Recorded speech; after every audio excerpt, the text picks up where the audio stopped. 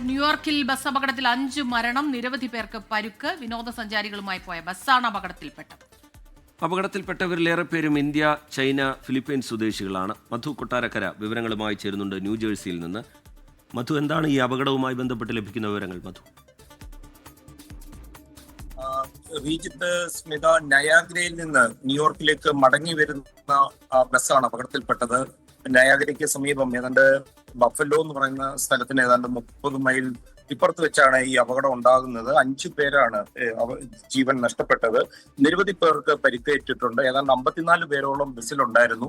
സ്റ്റാറ്റ്നൈലിലുള്ള M&Y എന്ന് പറഞ്ഞ tour operators ആയിരുന്നു ഈ ബസ് ഓപ്പറേറ്റ് ചെയ്തിരുന്നത്. ഒരുപാട് വിദേശീയ രാജ്യങ്ങളിൽ നിന്നുള്ളവരാണ്, പ്രത്യേകിച്ച് ഇന്ത്യ, ഫിലിപ്പീൻസ്, അതുപോലെ ചൈന തുടങ്ങിയ രാജ്യങ്ങളിൽ നിന്നുള്ള യാത്രക്കാരായിരുന്നു.